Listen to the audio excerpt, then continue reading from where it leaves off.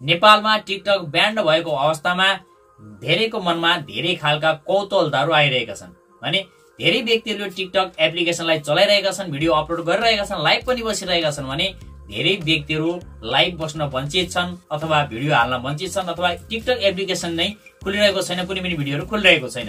यो अवस्थामा धेरैले धेरै कुराहरू सुनिरहँदा एउटा कुरा सुन्नु भएको छ होला, VPN भर्चुअल प्राइभेट नेटवर्क। अब यो भर्चुअल प्राइभेट नेटवर्क के हो र यसको प्रयोग गर्न हुन्छ वा हुँदैन, यसको प्रयोग गर्दा के कस्ता हानि नोक्सानी हुन सक्छन् अथवा यसले के फाइदा गर्न सक्छ अथवा यसबाट के साँच्चै VPN को प्रयोग गरेर हामीले टिकटकलाई चलाउन सक्छौं त, लाइभलाई बस्न सक्छौं अथवा भिडियो अपलोड गर्न सक्छौं त भन्ने बारेमा आज मैले तपाईलाई सम्पूर्ण जानकारी दिनेछु प्र्याक्टिकली रूपमै। साथीहरु नमस्कार, म sdinfo sdinfo च्यानलमा तपाईहरु सम्पूर्णलाई हार्दिक स्वागत गर्न चाहन्छु। साथीहरु सबैभन्दा पहिले यो भिडियोलाई एक लाइक गर्नु होला र च्यानलमा नयाँ हुनुहुन्छ भने च्यानललाई सब्स्क्राइब गर्न नबिर्सिनु होला। साथीहरु VPN भर्चुअल प्राइभेट नेटवर्क एउटा यस्तो नेटवर्क अथवा एप्लिकेसन हो जसले कुनै पनि देशमा, जस्तै हामी नेपालमा बसिरहेका छौं भने नेपालमा विभिन्न खालका आईएसपीहरु रहेका छन्, इन्टरनेट सर्भिस प्रोभाइडरहरु रहेका छन् जसले हामीलाई इन्टरनेट प्रोभाइड गरिरहेका छन्।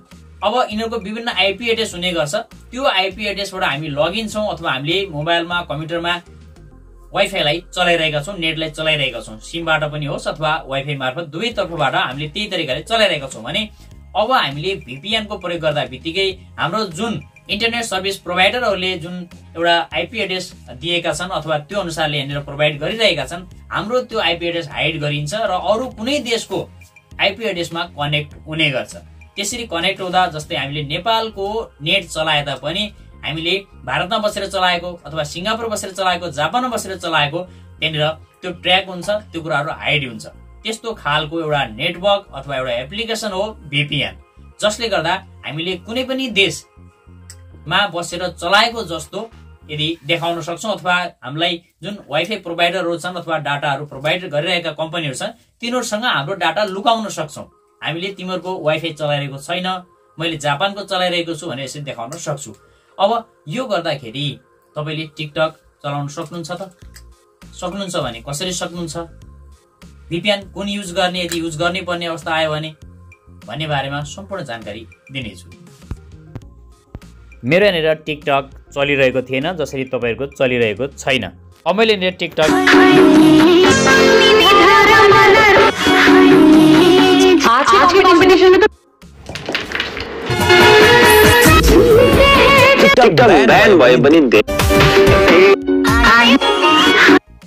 यसरी मजाले मैले टिकटक चलाउन सफल भएको छु। अब यसको पछाडी रिजन के छ, कसरी मैले यो टिकटक चलाउन सकेँ भन्ने बारेमा तपाईलाई सम्पूर्ण जानकारी दिनेछु र यो कुन तरिका हो र यो गर्दा हामीलाई फाइदा अथवा बेफाइदा के हुन्छ, के रिस्क हुन्छ अथवा हुँदैन, त्यो पनि सम्पूर्ण जानकारी तपाईलाई दिनेछु।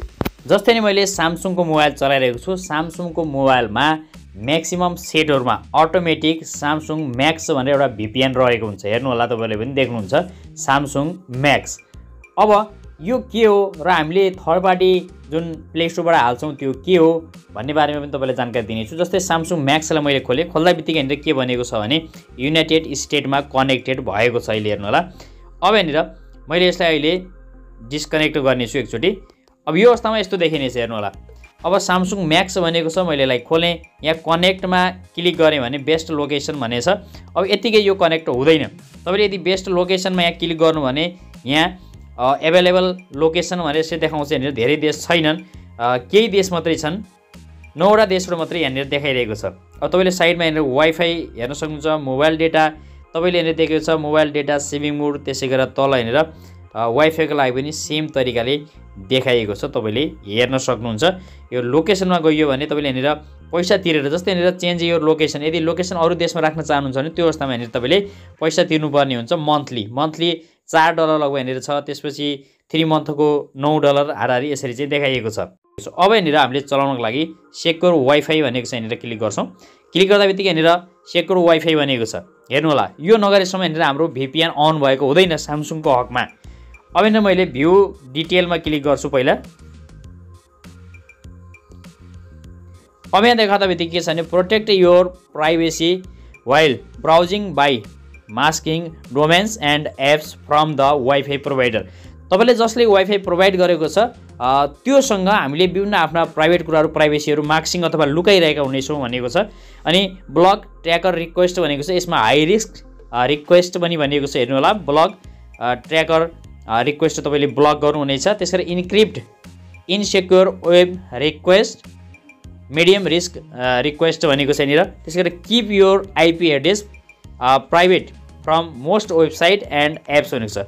किप योर आइपी एड्रेस तपाईँले जुन आइपी एड्रेस अनुसार अथवा वाइफाई चलाउनु भएको छ कुनै पनि होल्डिङको अथवा सुबिसीको अथवा अन्य कुनै पनिको, अनि त्यो प्राइभेट रहनेछ। केबाट भन्दा विभिन्न वेबसाइट र एप्सबाट त्यसलाई लुकाइनेछ भने नोटमा पनि दिएको छ। हेर्नु होला, turn on secure WiFi to set up a VPN connection and monitor your network traffic. Some web pages and content might not be available while this function is enabled depending on the service provider or mobile network condition भनेर चाहिँ दिएको छ। अनि त्यसै some website may not be able to locate or track your IP address। कतिपय अवस्थामा कतिपय वेबसाइटले track गर्न सक्दैन अथवा यो VPN ले पनि काम गर्दैन भनेर भनिएको छ। अब मैले माथि सेक्युर वाइफाईले यसलाई अन गरिदिएँ। अन गर्दा बित्तिकै हेर्नु होला, सिङ्गापुर सिधै कनेक्ट भएको छ। सिङ्गापुरमा कनेक्ट भएको छ, यहाँ क्लिक गरेर पनि हामीले हेर्न सक्छौँ सिङ्गापुर कनेक्ट छ। अब यसरी सिङ्गापुर कनेक्ट भइसकेपछि अब हामी टिकटक एप्लिकेसनमा जान्छौँ। हेर्नु होला, टिकटक एप्लिकेसनमा अब यसरी हेरेर हेरौँ चल्छ वा चल्दैन।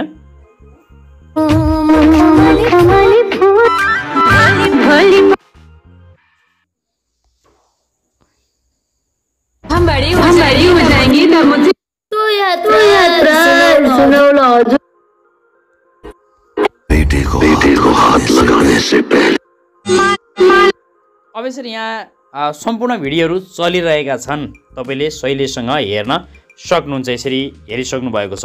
अब यहाँनिर मैले तपाईँलाई देखाउनेछु कि यदि तपाईँले स्यामसङको मोबाइल युज गर्नुभएको छ र तपाईँसँग स्यामसङ म्याक्स छ भने अलिकति यसमा रिस्क कम हुनेछ, किनभने स्यामसङले नै यसमा सेक्युरिटी सहित प्रदान गरेको VPN हो यो, जसमा तपाईँले धेरै देशहरू कनेक्ट गर्नुपर्ने भयो भने पैसा तिरेर गर्नुपर्ने हुन्छ। यो एकदमै विश्वासिलो एउटा संस्थाले प्रोभाइड गरेको हुनाले यसमा तपाईँले केही विश्वास गर्न सक्नुहुन्छ। भने अर्को म यहाँनिर केही कुराहरू देखाउने छु तपाईँलाई। अब म यहाँनिर प्ले स्टोरमा गएँ र यहाँनिर VPN भनेर सर्च गर्छु। VPN सर्च गर्दा बित्तिकै यहाँनिर विभिन्न खालका VPN तपाईँले देख्नुहुन्छ। यहाँनिर सुपर VPN, टर्बो VPN लगायतका VPN देखिएका छन्। हेर्नु होला, अब मैले जस्तै सुपर VPN मा यदि क्लिक गरेँ भने हेर्नु होला, यहाँनिर 100 मिलियन यसको चाहिँ डाउनलोड रहेको छ, नभएको होइन। तर डाटा सेफ्टीको हिसाबले यहाँ म देखाउने छु। डाटा सेफ्टी भनेको चाहिँ यसमा क्लिक गरौँ। हेरुमा गर्दा बित्तिकै यहाँनिर डाटा सेफ्टी भनेर यसो दिएको छ, जसमा विभिन्न कुराहरू छन्। हेर्नु होला, no data share with third parties. यहाँनिर थर्ड पार्टीसँग कुनै पनि डाटा सेयर गरिँदैन भनिएको छ। त्यसरी अलिकति तल जानेर डाटा कलेक्टेड, अब अरूसँग त सेयर गर्दैन तर यो VPN ले के डाटा लिन्छ त भन्ने कुरा यहाँ दिएको छ, जसमा पर्सनल इन्फो भनेको छ। यसमा क्लिक गर्छु म, यहाँनिर इमेल एड्रेस यसले चाहिँ लिन्छ।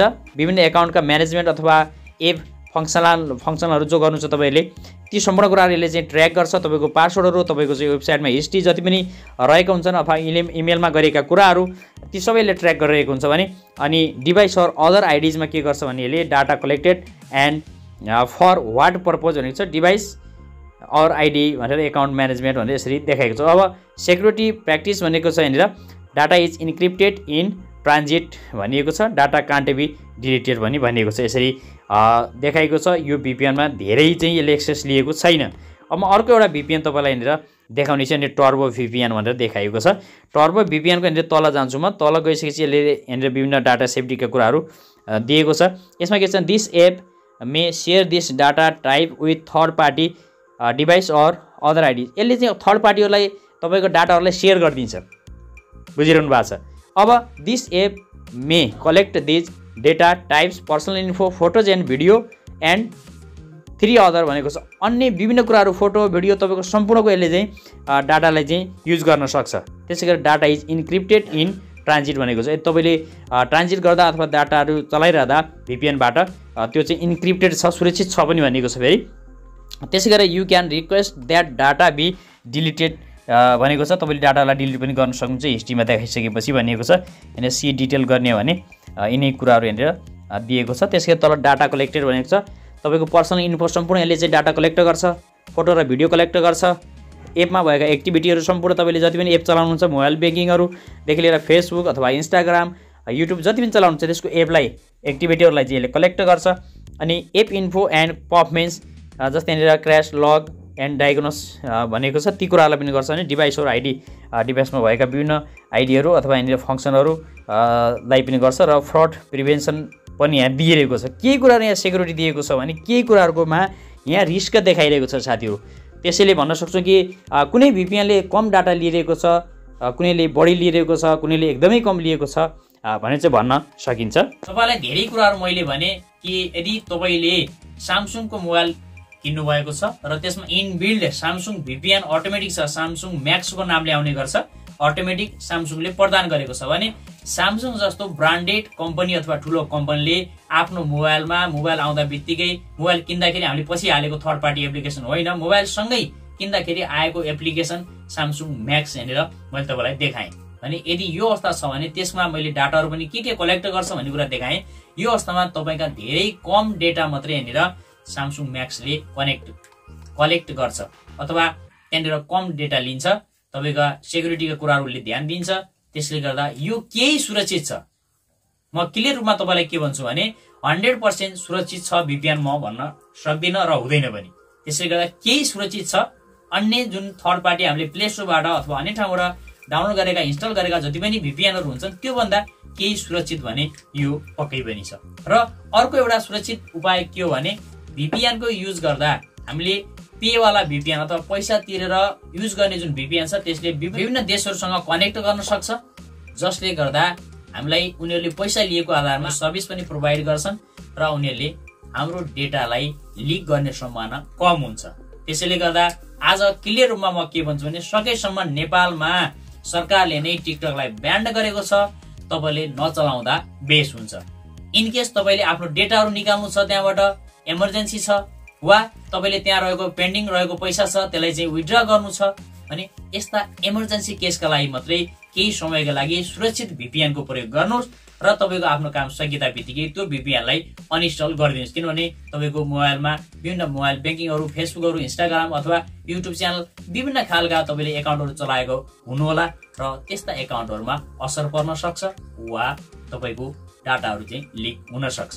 त्यसैले गर्दा सुरक्षित रहनुहोला भन्दै आजको यस भिडियोबाट बिदा हुन्छु। हवस् त, धन्यवाद।